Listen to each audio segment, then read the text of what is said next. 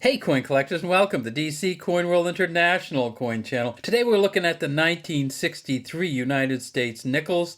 We're also going to look at some British coins from 1963, United Kingdom coins, and we're going to talk about the relationship of coins in the United States and in the United Kingdom in 1963. Now these are United States nickels or 5-cent coins. One of the things that's funny about the 1963 is that if you get certain ones, you can often mistake them for a 1965 coin. So this one on the left, this shiny one here, sure looks like it's a 65 there. These ones look clearly like they're 3s, but when you magnify it up, you see that the way that they made the 3 in 1963 got real close to the edge of the coin, and once you do it like this, you can definitely tell the difference. So sometimes you see people in their collections will misfile the 63 under a 65, and unless you have a little bit of magnification, sometimes if it's worn or shiny, you might not be able to tell the difference. In 1963 they made 3 different nickels. They made a proof nickel, which this one right here is, at the Philadelphia Mint. The mint marks are on the back. They made a regular Philadelphia nickel with no mint mark on the back, and they made the nickels, our 5-cent coins, at Denver, and you can see that D over here to the side. No San Francisco Mint nickels. One of the things you need for a really expensive 1963 nickel is the steps on the back, and the best ones have what they call a full steps version. You can see there aren't any steps here on this Denver. There aren't any steps here on this Philadelphia, but let's look at the proof coin.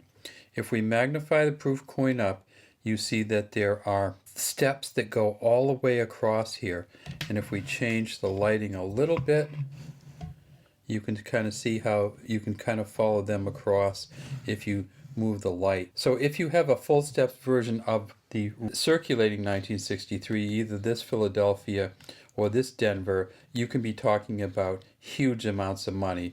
Even a kind of a mid-range mint state one can go into the hundreds of dollars. These coins are 5-cent or 1/20th of a dollar.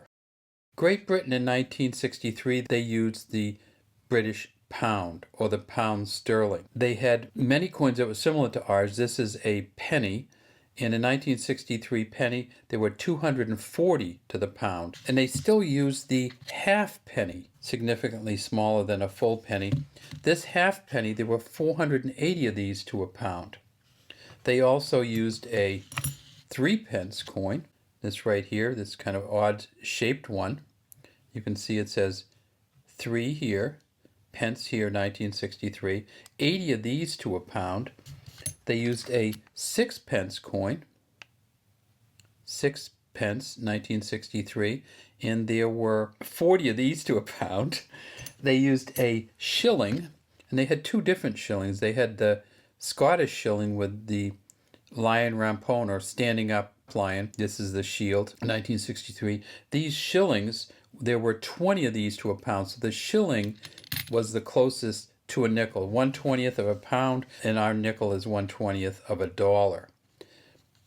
The other shilling was the lions lying down, or the English shilling, and you can see the 3 lions lying down, and that of course also was worth 1/20th of a dollar. And then they had the 2-shilling coin, and this was worth 1/10th of a dollar, or similar to our dime. In 1971 they switched, and they did what they call a decimalization, where they didn't have these kind of weird 240 or 480 or 80 and 40, and they had the current system where a pence is worth 1/100th of a pound, 5 pence is worth 5/100ths, 10 pence to a pound, but they did something different than what we do in the US. We go 1, 5, 10, then we go to 25.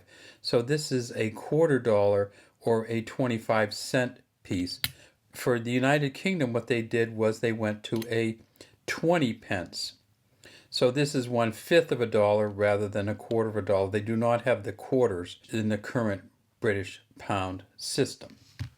Well, how much are these nickels from the United States worth? They are 75% copper, 25% nickel. They're not hugely expensive coins. There's still, in 1963, there still were silver coins. They had the silver half. And this is, these are real expensive these days, $20 or more for the 90% silver halves. They had the 90% silver quarters, which this one is. They had the 90% silver dimes, but the nickels and the pennies were not silver and don't have a huge amount of melt value to them. But if you get one in really good shape, so if you get a Philadelphia 1963 in the highest grading you can get, it's worth about $3,500 from Mint State 67 plus with full steps. If you get the Denver 1963 with full steps, it's worth as much as $9,000 from Mint State 66.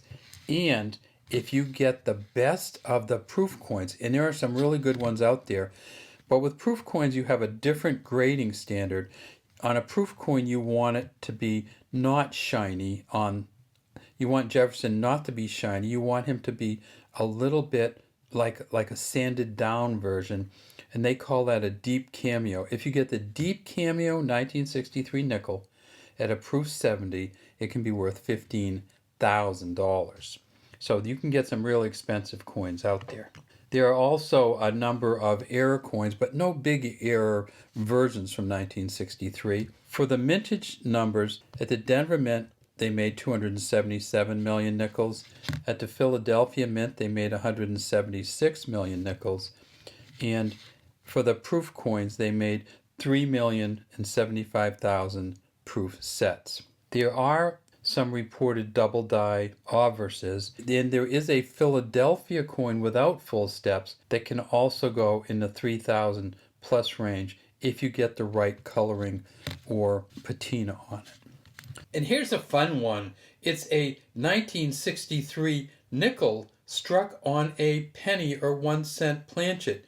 And you can see the coloring here is just pretty amazing. It's like a really shiny penny, but it has Jefferson on the penny.